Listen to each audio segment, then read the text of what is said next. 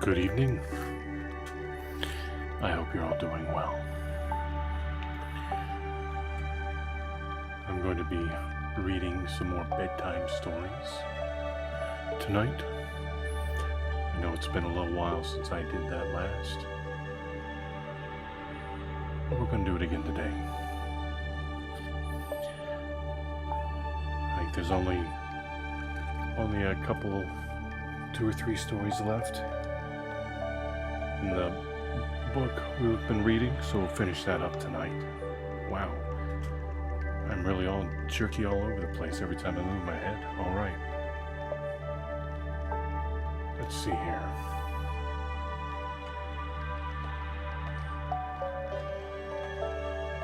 Let's go over to our book cam. There we go. Our children's treasury collection of favorite stories. And let's open this up. Grab our little ribbon here. This is the next story in the book. The Fisherman and His Wife. Once there was a poor fisherman who lived with his wife in a tiny cottage by the river. Every day the fisherman went to the river and fished for their dinner. But one day he caught a lot more than he bargained for. It was a magical fish who said he was an enchanted prince.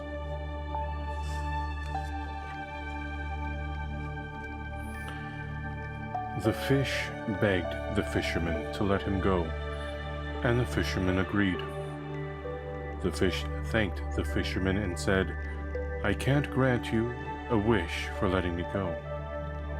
I can grant you a wish for letting me go." "There is nothing I need," said the fisherman. When he went home, his wife asked, "What have you caught for me to cook for our dinner?" "Nothing," he said. "I did catch a big fish, but he claimed to be an enchanted prince and offered to grant me a wish. I decided to let him go." "You should have made a wish," said his wife.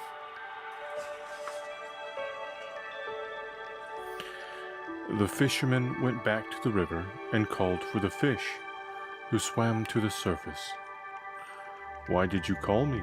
asked the fish. "My wife would like to make a wish after all," said the fisherman. "She wants a nicer home." "Go home to your wife," said the enchanted fish. "She already has her wish." The fisherman scurried off and saw his wife waving from the doorway of their new home. "Now we can be happy," the fisherman said as he looked around their beautiful home.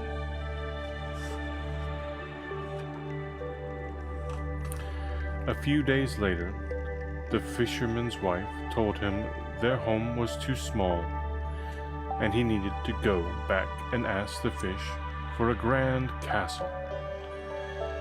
The fisherman wanted his wife to be happy, so he returned to the river. "Now what?" asked the fish. "I must ask another favor of you," said the fisherman. "My wife wants to live in a castle." "Go home. She is already there," said the fish. The fisherman thanked the fish for granting all their wishes. He trudged home to see his wife. The fisherman was not surprised to see his wife waving from the balcony of a beautiful castle. But she still was not satisfied. Early the next morning, the wife said, "We live in a castle. We should be king and queen. The unhappy fisherman went back to the river to make another request of the fish. When the fish appeared, he seemed very angry. "What is it now?" the fish asked. "I'm afraid my wife wants us to be king and queen," sighed the fisherman.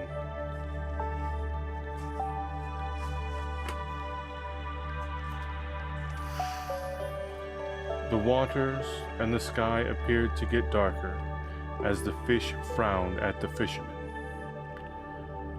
"Go back to your castle," said the fish. "Your wife has become a queen." Sure enough, when the fisherman arrived at the castle, his wife was already sitting on a high gold throne. "Now that you are queen," said the fisherman, "surely you will not wish for more." "I'm not sure of that," said his wife. "I have a feeling that there is something else we need. You might have to ask the fish to grant another wish." Fish is already angry. I don't know how well he'll take another wish. That night, the fisherman slept well, while his wife tossed and turned in her royal bed. Just as she was about to fall asleep, the morning sun came up. The wife sat up in bed. "Husband," she called out, "I do not think the sun should rise without my permission. Go tell the enchanted fish that I want to have complete power over the rising and setting of the sun. Please don't make me go back and call the fish again," said the fisherman. "I fear that this time the favor is too much to ask." I think so as well.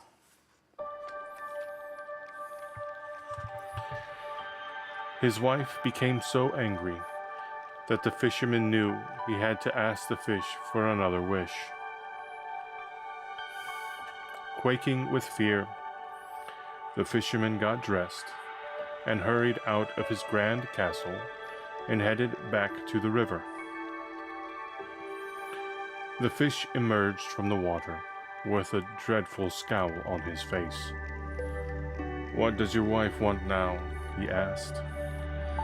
"She wants the power to make the sun rise and set," replied the fisherman. "Enough," said the fish. "Please go."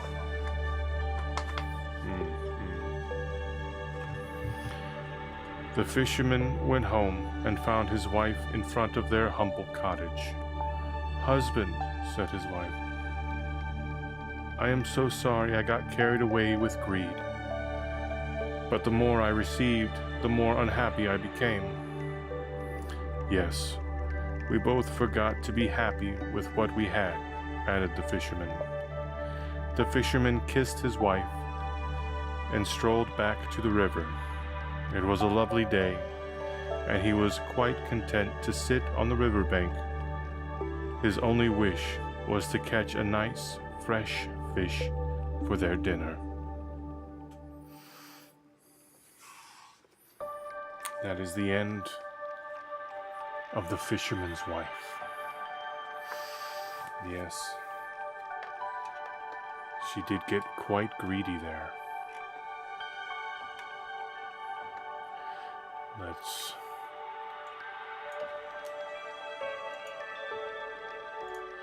add The Fisherman's Wife to the list of stories that we read tonight.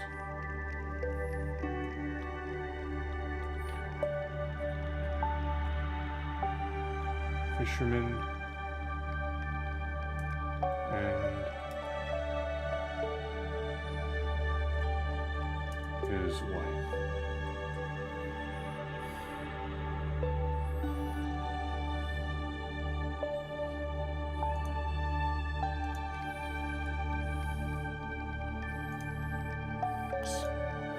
All right.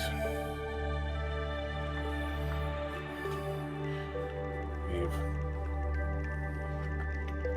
got that updated.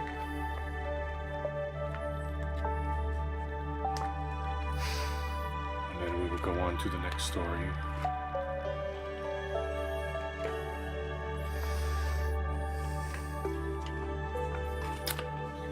Robin Hood.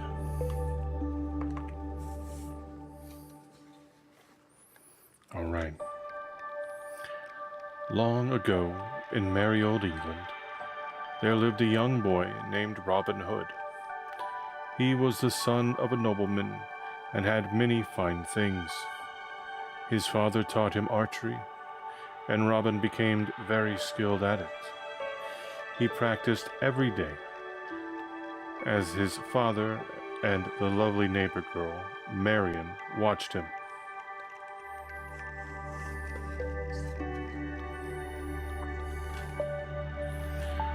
When Robin was 12 years old, his world changed dramatically. His father died in battle, and he was sent to live with his uncle. The uncle spent all the family's money, and Robin decided he would be better off living on his own. The boy had always loved nature, so he went to live in the heart of Sherwood Forest. Robin used his archery skills to hunt for food. Robin had many friends in the nearby village. They were poor, but shared their food with him. In turn, Robin would fix things for them.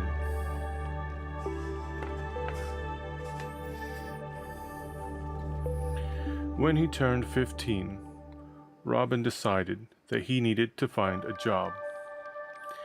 He set out to join the king's foresters. They were the men who made sure that the king's property was not stolen or damaged. The sheriff of Nottingham did not like Robin and said he was not tough enough to be a forester. He told Robin to kill a deer. Robin refused, saying it was against the law. The sheriff promised not to arrest him. But when Robin killed the deer, the sheriff ordered his arrest. Robin's friends outsmarted the sheriff and helped Robin escape.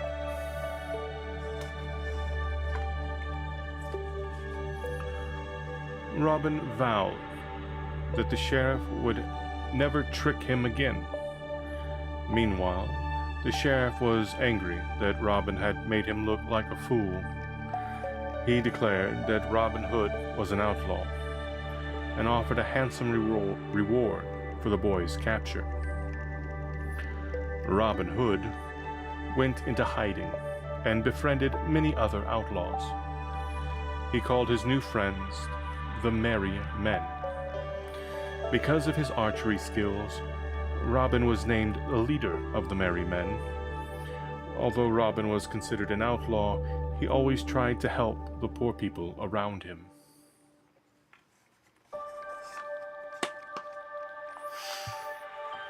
Now that Robin was the leader of the Merry Men, he set out to right many of the wrongs done by the sheriff.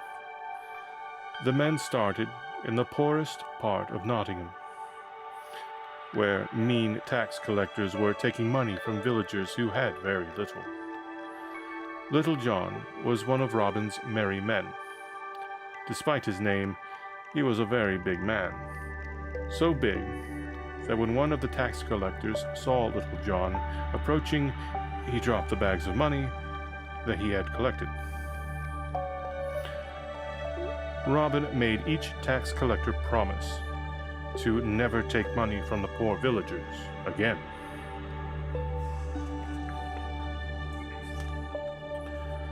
Robin and his merry men used the stolen tax money to help the poor families of Nottingham. One of the merry men, Friar Tuck, insisted on giving some of the money to the church.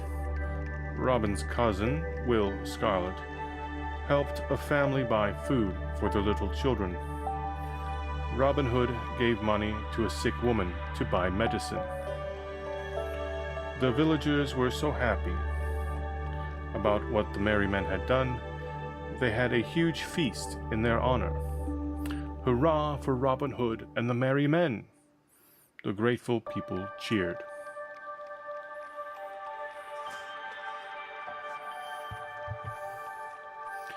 The news spread far and wide of the merry men holding up the sheriff's tax collectors.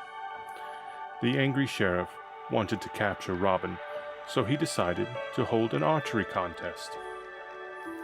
The contest was too tempting for Robin to pass up, even though he knew it was a trap set for him. Clever Robin Hood was sure that he and the merry men could outwit the sheriff. They decided to enter the contest in disguise. Robin dressed as a one-eyed beggar and even dyed his beard. He was ready to compete for the contest.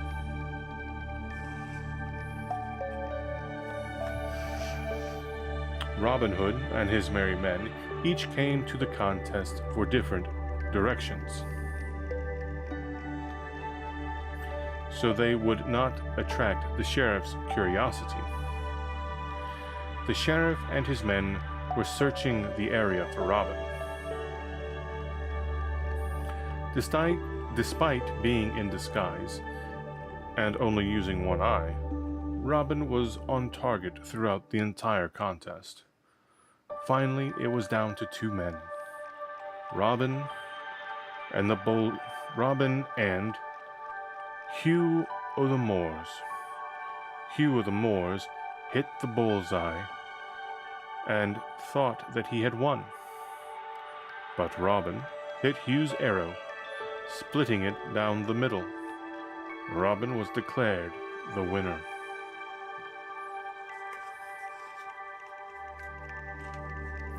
The crowd cheered for this marvelous one-eyed beggar as the sheriff awarded him the golden arrow.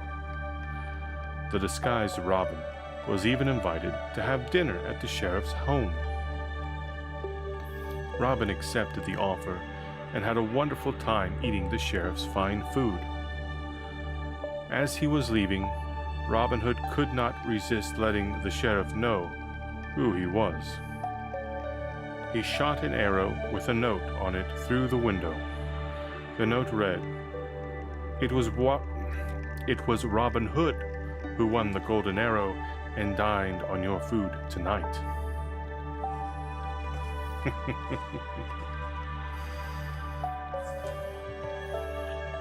One day, as Robin and his friends were on a walk, they came upon a sad young man. The man said that his beloved was being forced by her father to marry an old rich knight. Robin asked the man, Alan a Dale,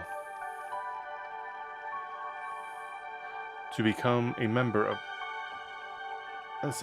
Alan a Dale to become a member of his band. Alana Dale agreed, and Robin Hood promised to help him. Robin quickly devised a plan to help the man. He gathered up his band of merry men, and they hurried off to the wedding chapel. They were ready to help Alana Dale marry his true love.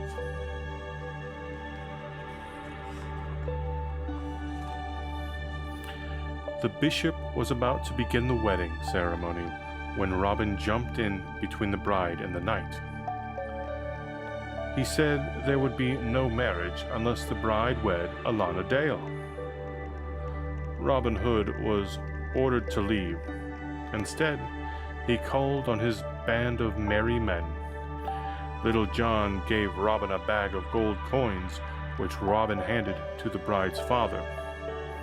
The old knight saw that he was being used for his money and refused to marry the girl.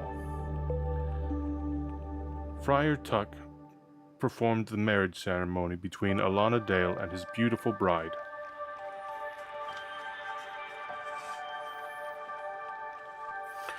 One day, as the merry men were charging wealthy travelers money to cross the forest, they came upon a potter. Robin Hood demanded a toll, and the potter refused to pay. "You are no better than the sheriff to be charging a poor man like me," said the potter. Robin apologized and agreed to trade places with the potter for a day. The potter relaxed in Sherwood Forest as Robin sold the potter's wares for less than they were worth. Many people bought the pottery, including the sheriff's wife.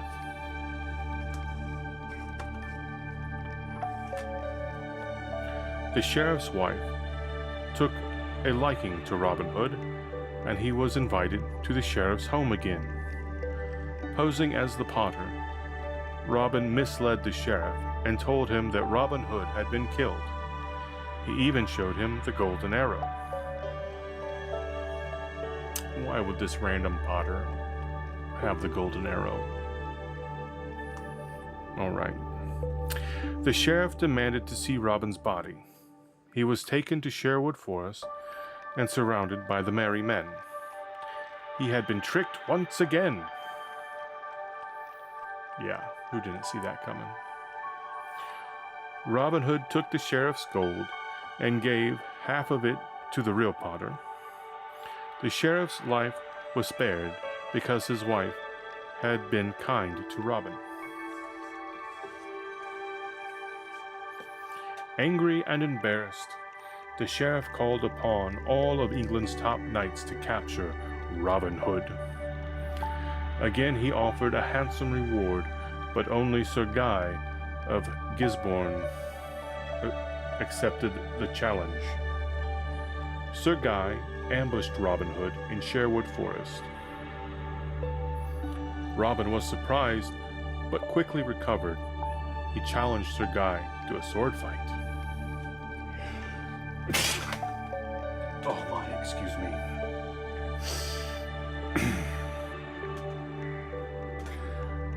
I did not mean to do that.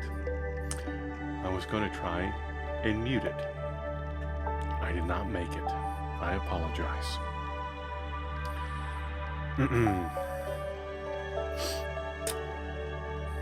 Where was I? Sir Guy ambushed Robin Hood in Sherwood Forest. Robin was surprised, but quickly recovered. He challenged Sir Guy to a sword fight. Both men were expert swordsmen, and they fought long and hard. But Robin was able to defeat Sir Guy. The knight went back to alert the sheriff. Robin Hood had eluded him again.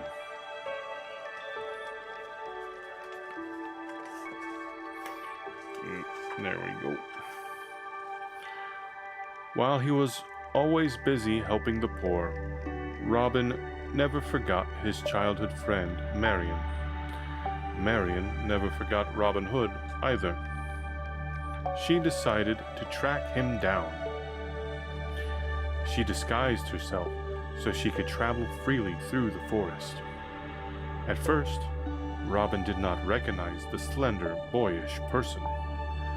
But when Marian spoke, all the fond childhood memories came flooding back.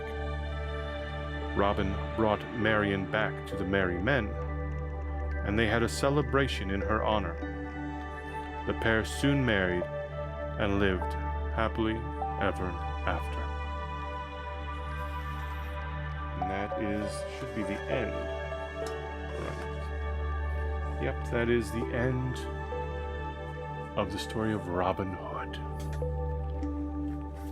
We'll go ahead and add this to the list of stories we are reading tonight.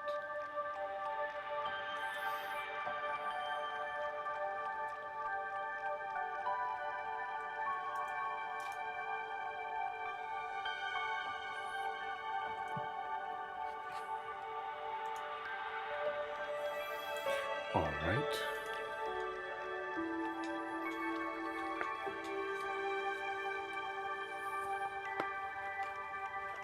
Story is added. Should be one story left in this book.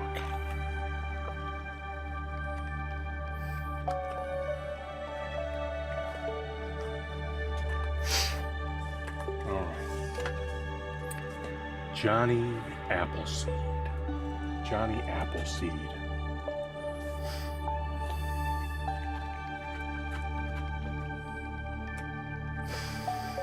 Okay. There once was a lad named... Nope. There once was a lad known as Johnny Appleseed.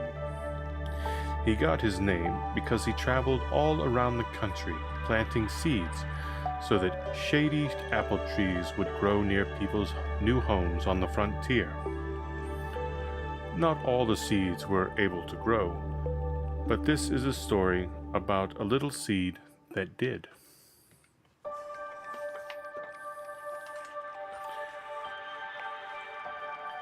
One seed fell from Johnny's pack as he walked away from a tiny village with only a few settlers.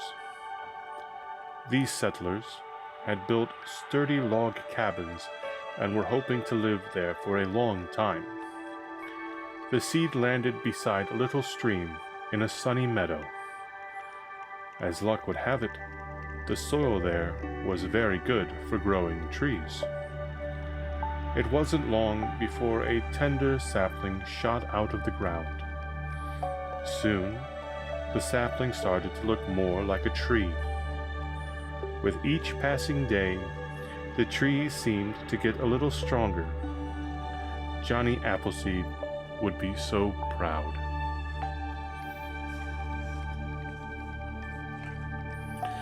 Years passed, and the little sapling grew into a fine tree filled with leaves and apples. Many pioneers passed the tree in their covered wagons. The path beside the tree soon became a rutted road as people continued to head west. The tree kept growing. Every year it welcomed the newest additions to the deer and rabbit families that came to visit. The tree's branches were filled with quick-footed squirrels and chirping birds. Even its bark was home to tiny crawling insects. The friendly tree was glad to have company.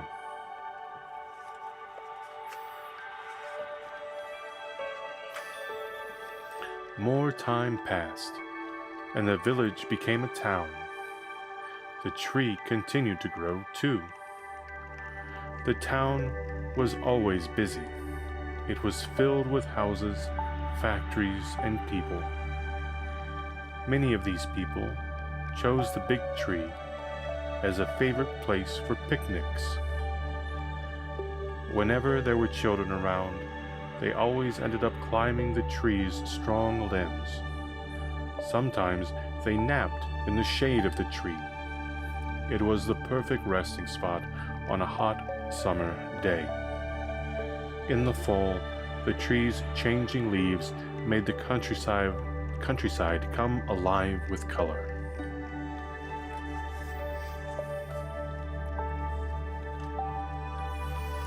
One day, a big machine came and started digging holes in the ground.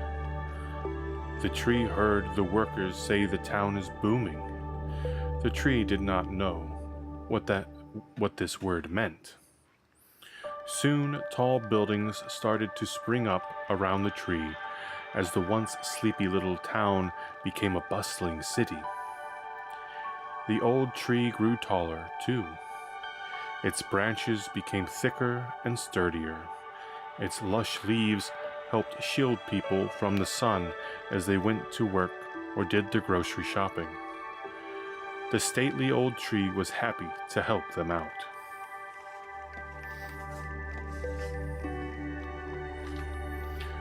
A tall building was built right across the street from the tree. A family with a little boy moved into an apartment there. The boy was sad because he didn't have anyone to play with. One day, the boy stepped over the fence and climbed up the tree. This made the tree so happy. It would hold out its branches strong and still so the boy wouldn't slip. Sometimes the boy would pretend he was a cowboy riding over the plains. The tree became the boy's favorite place. They spent many happy hours together.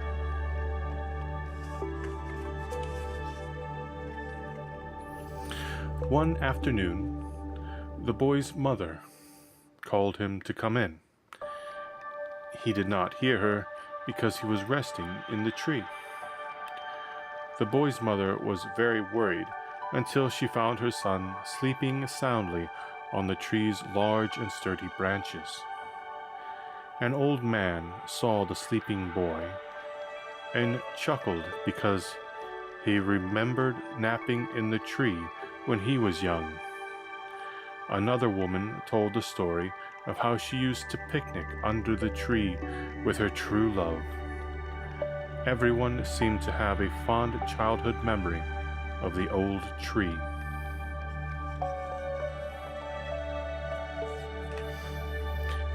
Everyone looked at the tree and its tiny patch of grass. They all agreed that the tree needed to be surrounded by plants, flowers, and greenery. Someone suggested building a park, and all the people cheered. In just a few days, there was a loud rumbling sound again. With the help of the big machines, the people were able to safely move the tree to an empty lot nearby. There, they planted more trees and added swings, park benches, and winding paths. The old tree was very happy in its new home.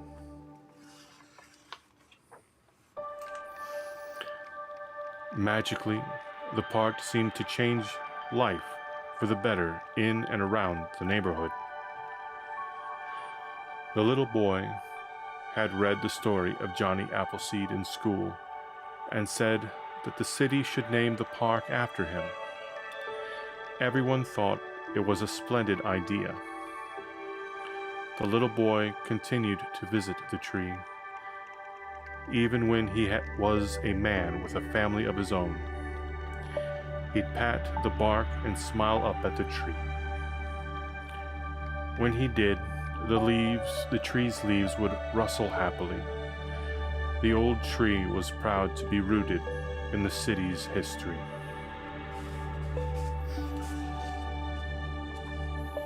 The end. All right, that's the end. That's the end of that book.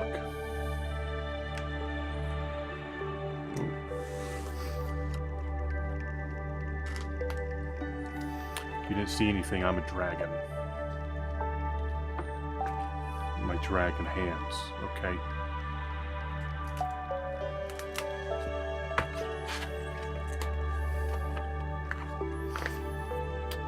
And we finished the Children's Treasury collection of favorite stories.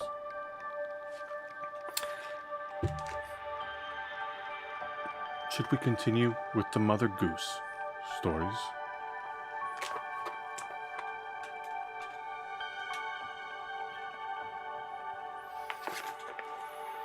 Get out the Mother Goose Treasury. Read another section of it.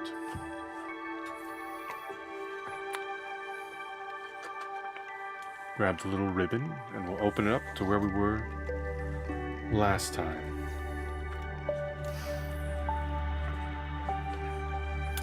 These are I love you rhymes. Oh, you know what? I forgot to add Johnny Appleseed to our list of stories that we read. So let me do that. Add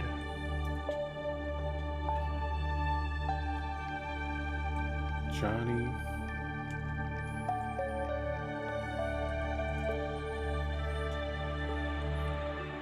Appleseed.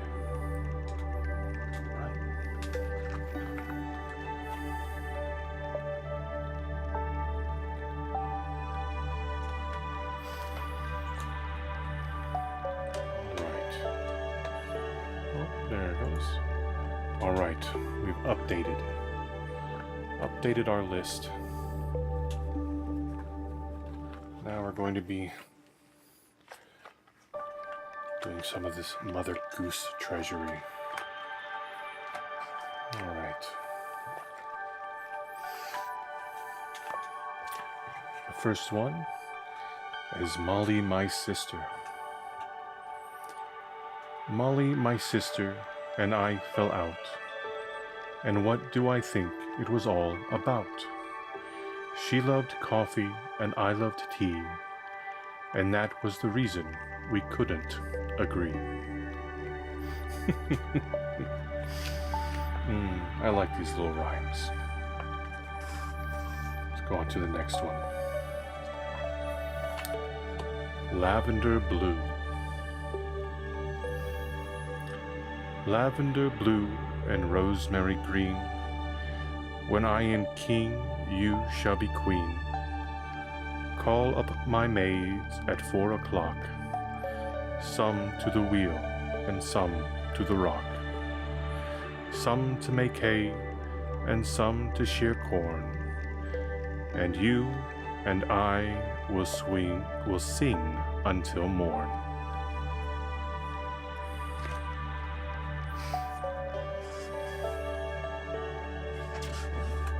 There we go. We only want to go one page. A fish for you. There once was a fish. What more could you wish? He lived in the sea. Where else would he be? He was caught on a line. Whose line if not mine? So I brought him to you. What else should I do? That's a big fish. Big fish for a small cat. Let's see. Why may I not love Jenny? I don't know. Let's find out. Jenny shall have a new bonnet, and Jenny shall go to the fair, and Jenny shall have a blue ribbon to tie up her bonny brown hair. And why may I not love Jenny? And why may not Jenny love me? And why may I not love Jenny as well as another body?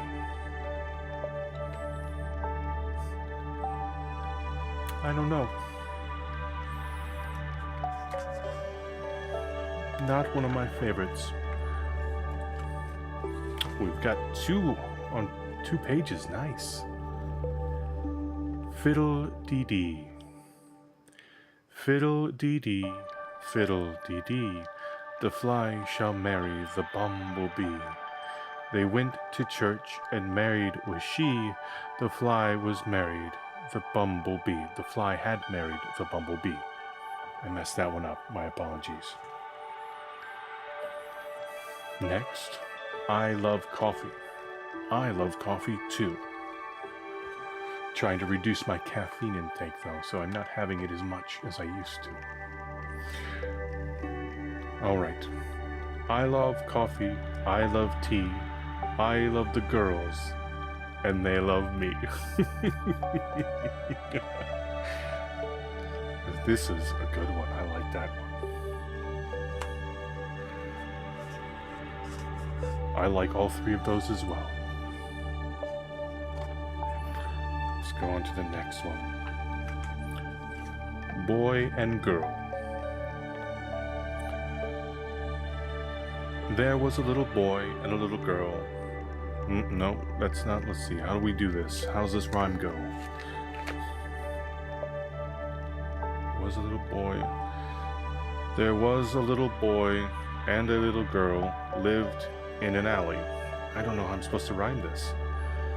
Says the little boy to the little girl, shall I, oh shall I? Says the little girl to the little boy, what shall we do? Says the little boy to the little girl, I wish I will kiss you. There we go.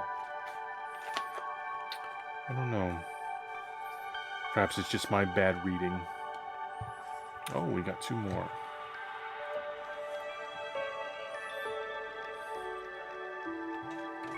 Oh, sorry, I didn't see someone was here. Hello.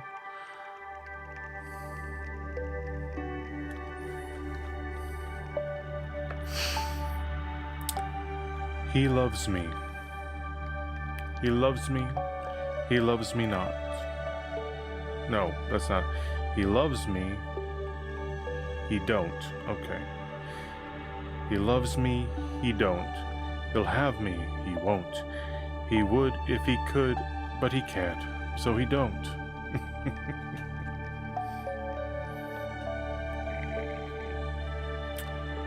Curly locks. Curly locks, curly locks, will you be mine? You will not wash dishes, nor feed the swine, but sit on a cushion and sew a fine seam, and feed upon strawberries, sugar, and cream. Now that sounds nice.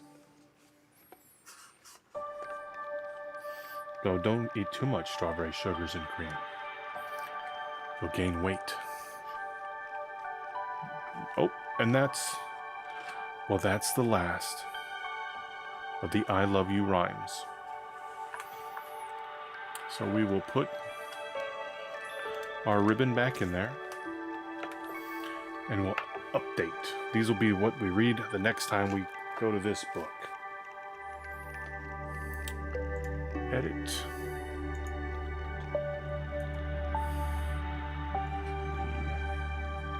What were they again? I love you rhymes. I love you rhymes. Save. All right.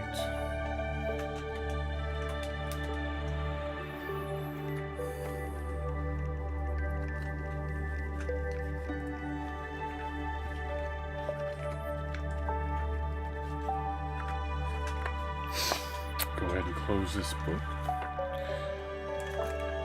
And we say we do another book as well.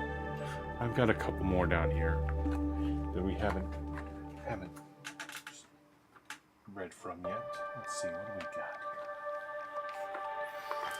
here? Take this one away. We've got Animal Tales. What else do we got? We've got Once Upon a Time. And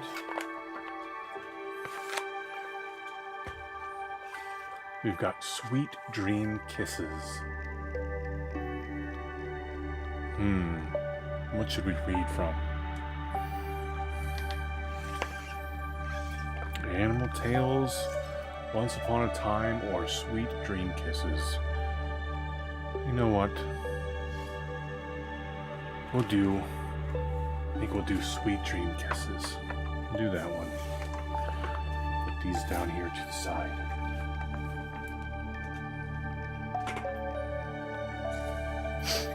Sweet Dream Kisses.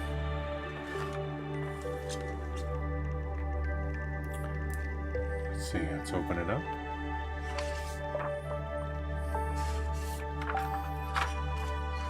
The Treasury of Bedtime Stories.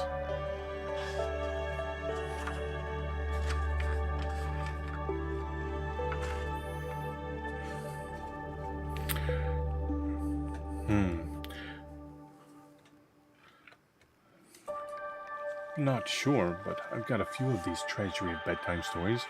We may, at least one of these days, come across stories we've already read in other books. Who knows? Alright, so looks like the first story, is going to be Puss in Boots. And there it is, Puss in Boots. All right. This one seems to be a lot more wordy than the other one. A lot more words. All right. There once lived a very clever cat named Puss.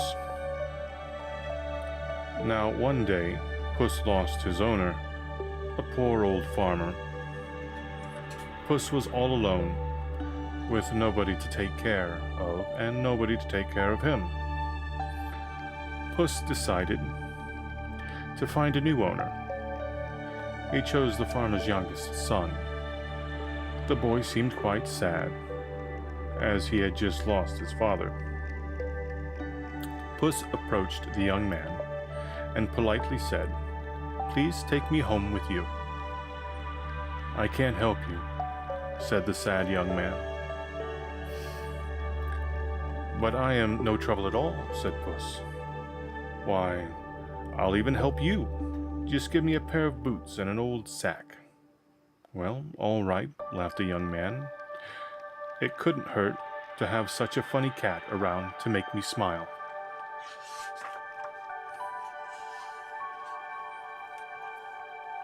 Happy to have an owner, Puss followed the young man home. When they arrived at the house, the young man found an old pair of boots and a sack. "Here you go, Puss," said the young man. "But I don't understand what you want with boots and an old sack." Puss just smiled. He put the old boots on his feet, picked up the old sack, and headed off into the forest. As he walked, Puss gathered some fresh grass. He filled the sack with the long green grass that he picked. When he found a nice tree, Puss put the sack on the ground, closed his eyes, and pretended to be asleep. A short time later, a rabbit hopped by. Smelling the cool, fresh grass. The rabbit crawled inside the sack, hoping for a nibble, and thwap! Puss snatched the sack right up. With the rabbit in the sack and the sack on his back, Puss headed to the king's castle, proud of his clever plan.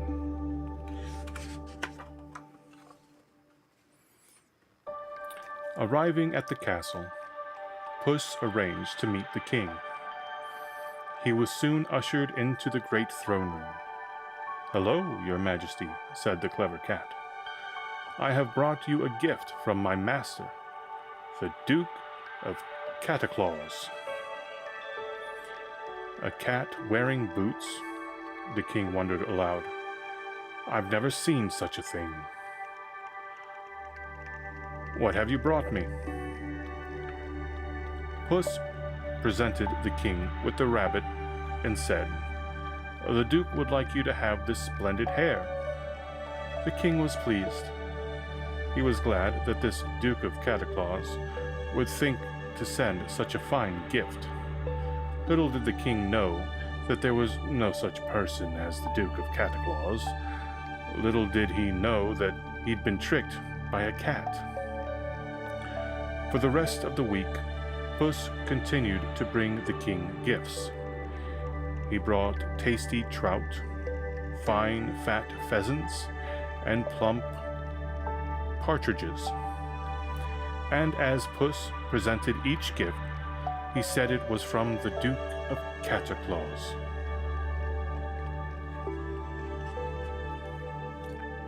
One day, the king decided to take a ride through his kingdom.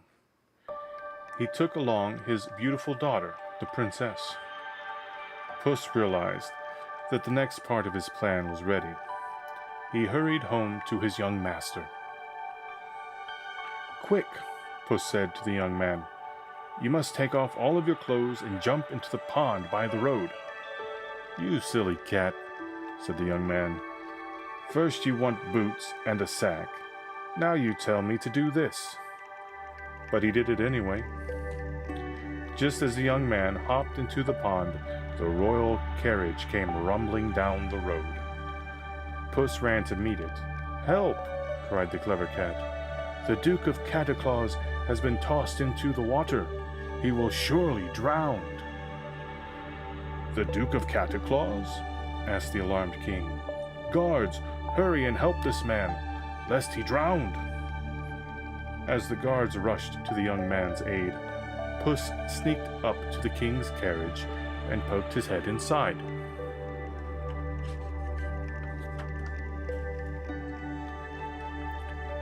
"How do you do?" the clever cat asked the princess. "I am ever so worried about the Duke of Cataclaws," said the princess. "What happened to him?" "He was robbed by a pack of hoodlums," said Puss. "The robbers took all his money, but it looks like the king's guard has saved him." Just then, the king's guards carried the wet young man to the carriage. The king and princess got to meet him. "Find the Duke a dry set of clothes," ordered the king. "Father, can the Duke ride in the carriage with us?" the princess asked the king. "I would have it no other way," the king replied.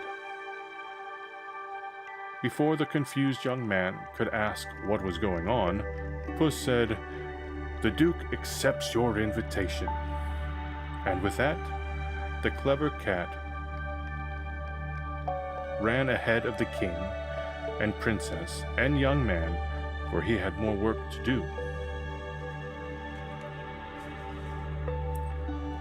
After running and running, Puss came to some farmhands. "Hello, my fine farming fellows," said the clever cat. "You look like you are working hard." "We work these fields for the giant who lives in yonder castle," said one of the farmhands. "If we don't work hard, he'll gobble us up," said another. "About that giant," said Puss. "The king has just named him the Duke of Cataclaws. Now, the king's carriage will come by soon. When the king asks whose castle that is, you must tell him the correct answer." "What would happen if you didn't?" "Why, I bet that giant would gobble us up," said a third scared farmhand. "That's exactly right," said Puss. "So make sure you tell the king that the castle belongs to the Duke of Cataclaws." And with that, the clever cat, tongue twister here. And with that, the clever cat hurried off to the castle. For his plan to work, he still had to deal with the giant.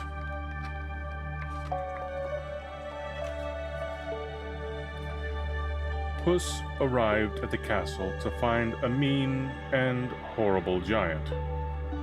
"Oh, great giant," said the clever cat, "I have heard many great things about you.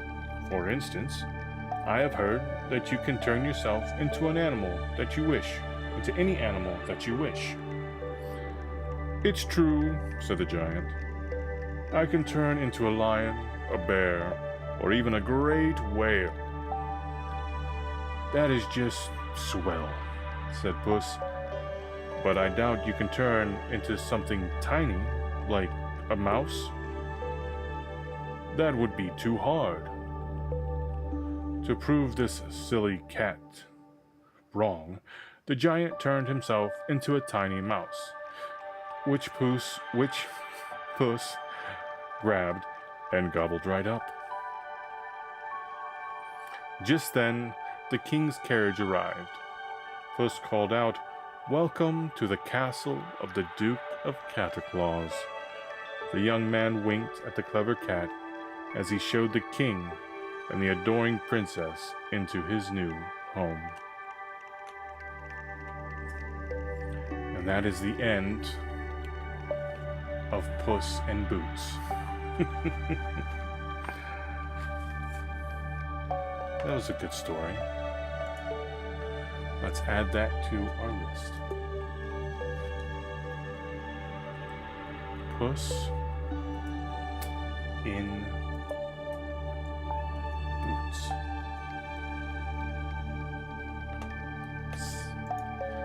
Updated, excellent.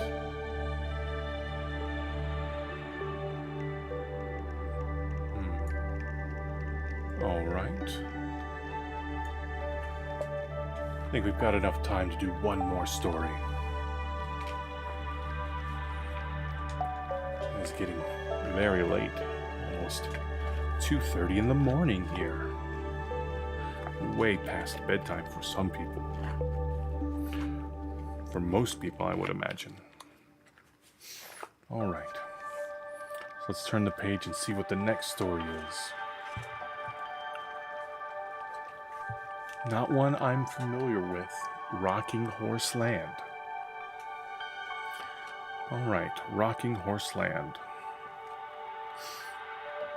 Once upon a time, in a far-off land, there lived a young prince named Little Prince Friedling.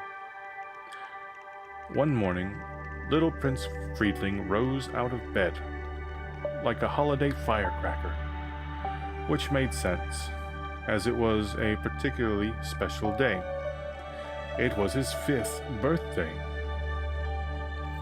and all of the church bells and grandfather clocks and cornistists of the kingdom were announcing the day, even at this early hour.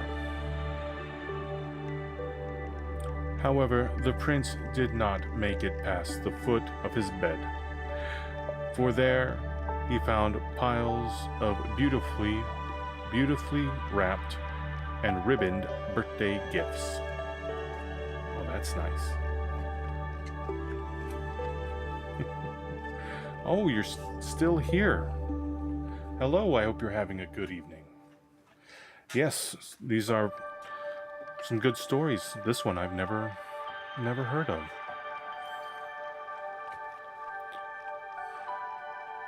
Let's see, the first gift that Friedling unwrapped was from his fairy godmother? All right. The note attached to the gift read, "Break me and I shall turn into something else." The toy did just that. What started out as a spinning hoop changed once Friedling broke it. In just 1 hour, the toy became a top, a great ark, a jump rope, a battleship, building blocks, a jigsaw puzzle, a booming bass drum, a kaleidoscope, a tin whistle, and 1,000 other things. However, once it became a kite, its string broke, and off it flew, never to be seen again. Disappointed, Little Prince Friedling looked for another gift to keep him busy. He found such a gift by his bay window, a great golden rocking horse with flaring nostrils and a flowing mane and tail.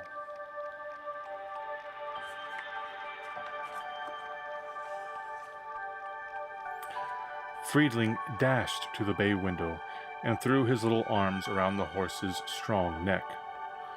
The horse's big, beautiful eyes shone so bright, one might have thought they were alive. The prince climbed atop the horse's back and spent the rest of the day there, chasing the dragons and stags and the villains that populated his bedroom. That night, Little Prince Friedling woke up, longing to see his great golden rocking horse just once more. Climbing out of bed, the prince was shocked to find that the horse was not where he had left it. Instead, it had somehow crossed his bedroom and now stood staring out the window and into the dark, dark night. As Friedling crept close to the horse, he saw that its eyes were full of tears that streamed down its neck and shone in the starlight. "Why are you crying?" Friedling asked.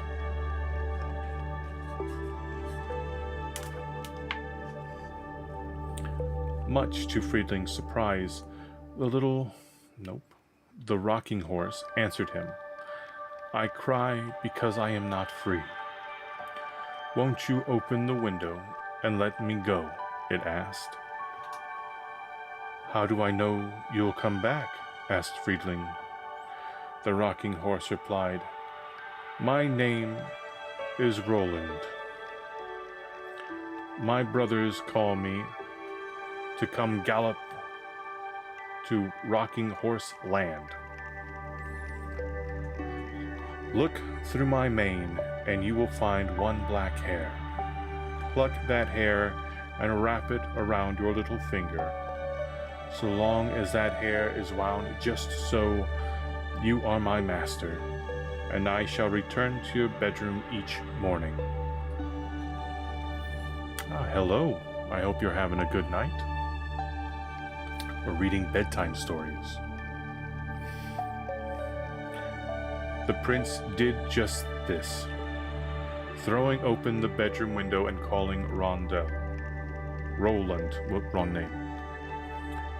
Roland, "Go to Rocking Horse Land, but please return to me come morning." The great golden horse did just that, spending the night galloping across the starry sky with his brothers, and in the morning he returned to the prince's bedroom.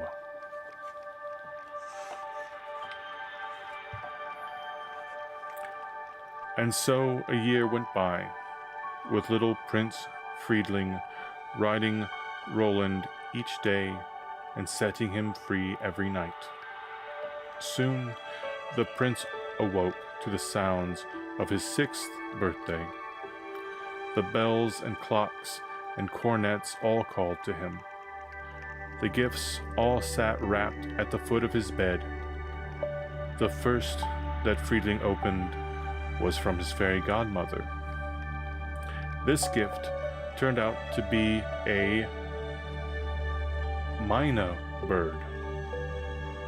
When the prince pulled the bird's tail, it became a striped skink lizard. When the prince pulled the skink's tail, it became a bouncing border collie. But when he pulled the pup's tail, it became a large Manx cat, which has no tail at all. Seeing this, the prince left the cat alone and looked for his next gift.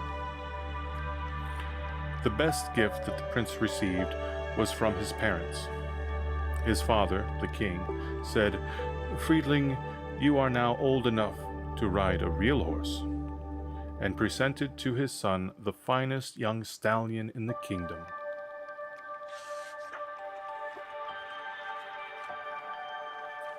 Little Prince Friedling spent the rest of that day riding his horse, his fine new horse. So much time, in fact, that he completely forgot about his rocking horse, Roland. That night, as Friedling fell asleep, he heard a crying from beside his bed. The prince looked up to find poor Roland standing there, tears streaming down his face. "Oh, dear Prince Friedling," the rocking horse wept, "I see that you now have a real horse of your very own.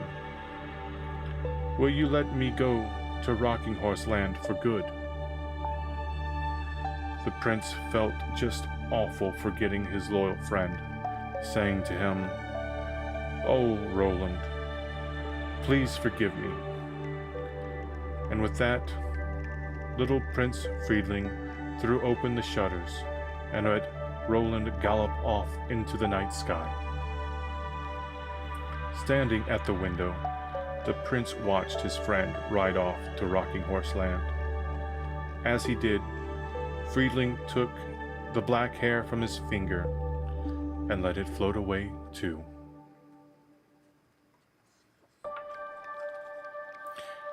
Many years later, when the boy, formerly known as Little Prince Friedling, had grown up to become King Friedling, It was the 5th birthday of his own son, the new prince.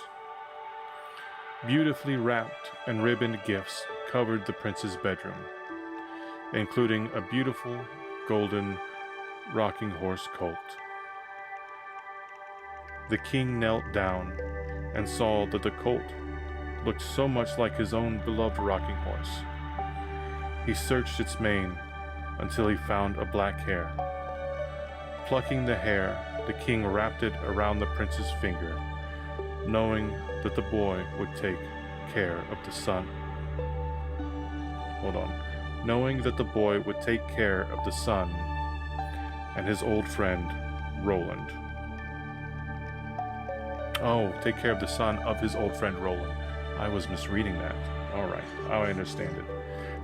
That's the king's son, the former prince's, and that's his rocking horse's son.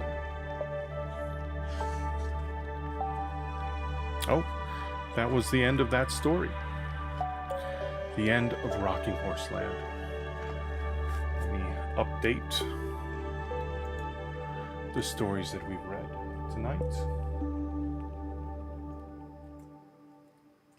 Rocking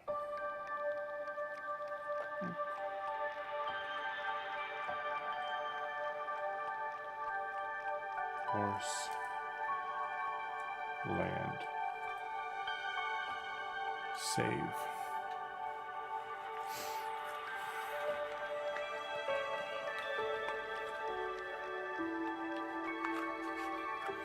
Let's see. Let me look up and see how long the next story is. If it's not too long, we'll read that one as well. Let's see here. Yeah, we can read the next one. It's about 16 pages. That's not too long. Let's see, what's the next one? The Nightingale. Many years ago, the Emperor of China lived in the most magnificent palace. Its rooms were vast. Its windows were draped with the finest silk. Its rugs were woven by the finest Persian rug weavers. Its furniture was handmade from the rarest woods by the world's best craftsmen. Its gardens were tended by 100 skilled gardeners. One of the gardeners would tell visitors to the palace, "I will now show you the most beautiful thing in all of China." He would lead them to a stand of very plain trees and point to a very plain gray bird. The visitors would wonder what was so beautiful until the bird, a nightingale, would open its mouth and sing the most glorious music.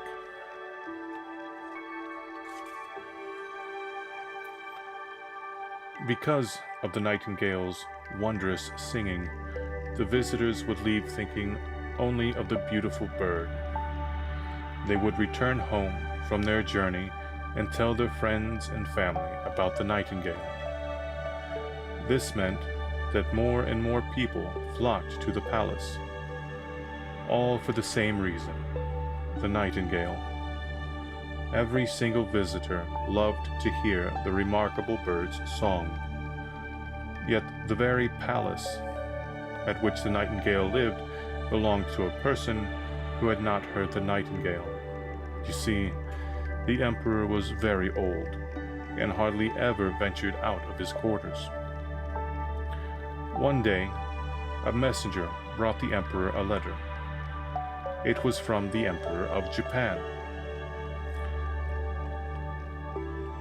"I have heard tell of this beautiful nightingale that you possess," wrote the Emperor of Japan.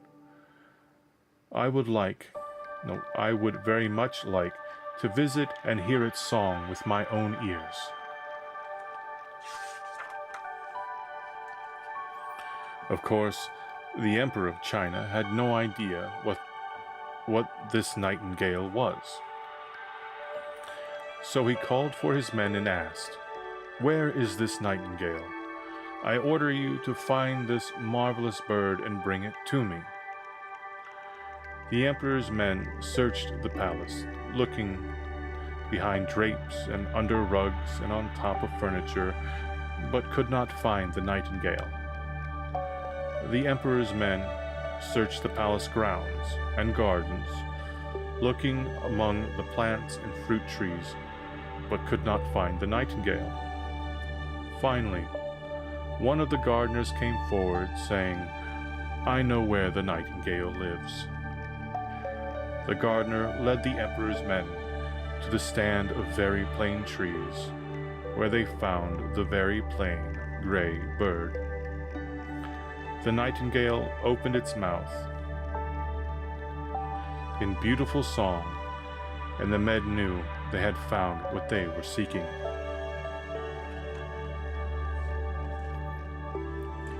The emperor's men dashed back to the palace, the nightingale in their possession. Seeing the very plain gray bird, the emperor asked his men, "Just what is so special about this nightingale?" Before anyone could answer the emperor's question, a trumpet sounded outside. The Emperor of Japan had arrived. The guards rushed out to meet this special visitor. The Chinese emperor quickly prepared to present the famed bird to his fellow ruler. With a flourish, the Emperor of Japan was led into the throne room. Seeing the plain gray bird, he asked, "Is this the nightingale of which I have heard such great things?" The Emperor of Japan, not having heard the bird either, was equally confused as to the bird's worth.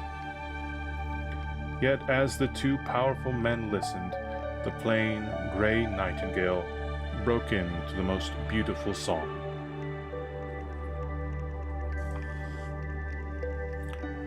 The Japanese emperor stayed in China for some time, his sole reason being to listen to the nightingale's gorgeous song.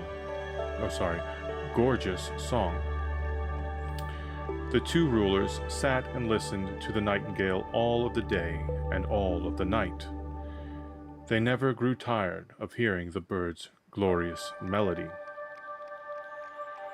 One afternoon, the Emperor of Japan said, "Its song is so lovely, but it is a pity that the nightingale must look so very plain."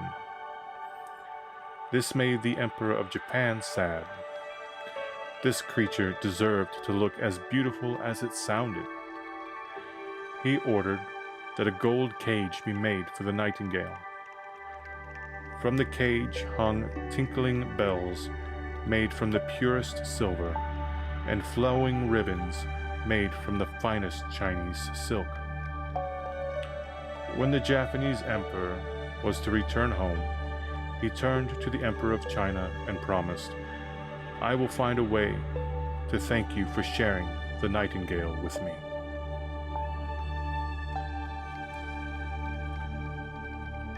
Soon, the Emperor of Japan made good on his promise and sent a gift to China. The Emperor of China opened the gift to find an artificial nightingale that looked even more beautiful than the real nightingale.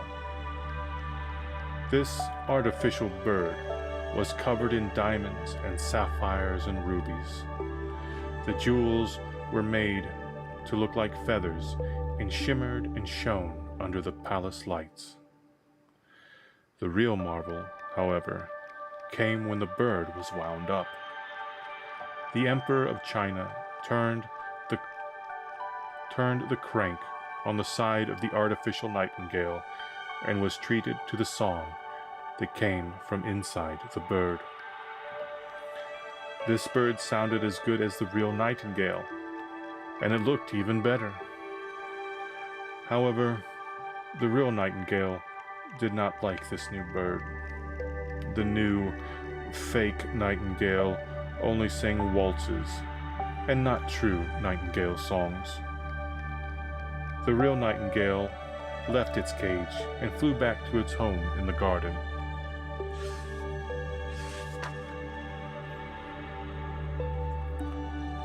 "That is very strange behavior," said the Emperor of China. "I wonder where the nightingale went."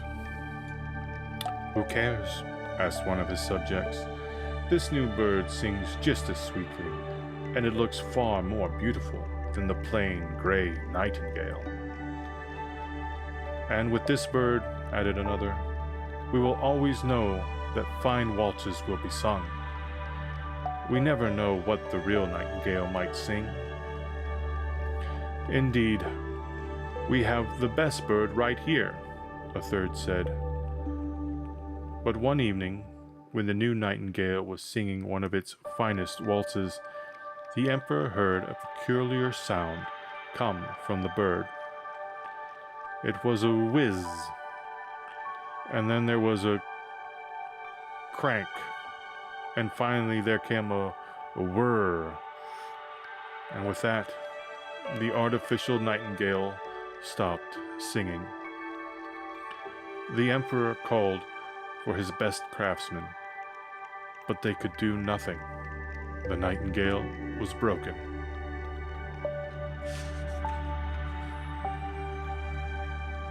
Time passed, with no nightingale music to fill the air in China.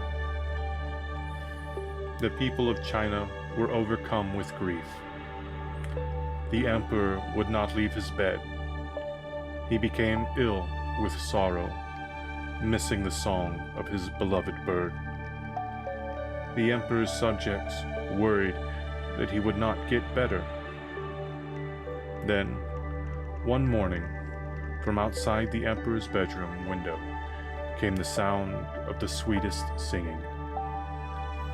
There, on a tree branch, just outside the window, sat the real, living nightingale.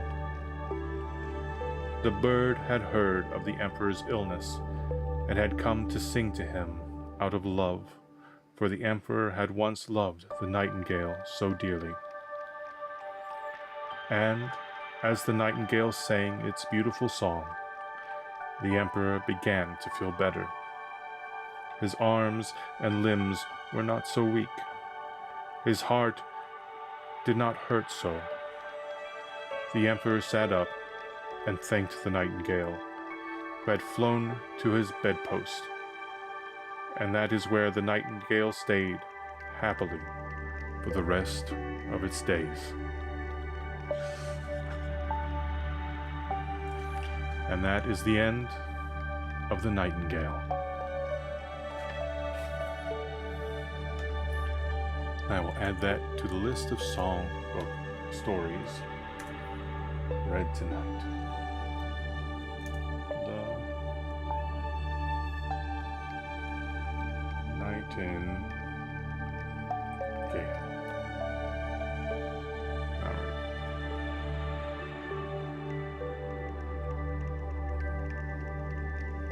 Oh, I forgot a letter. That's why it's telling me it's spelled wrong. Nightingale. All right.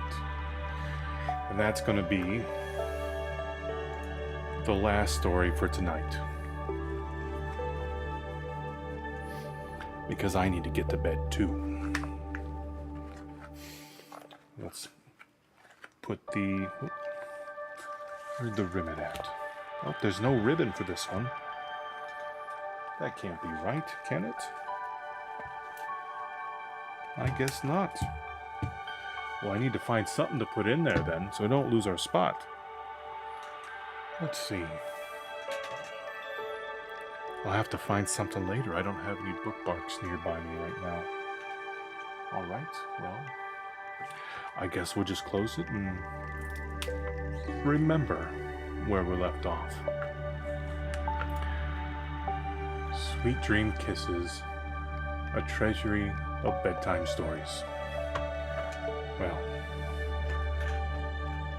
I hope you enjoyed the stories, and I hope you have a very good night's sleep. I'm going to try to as well. So, until next time, sleep well. Goodbye.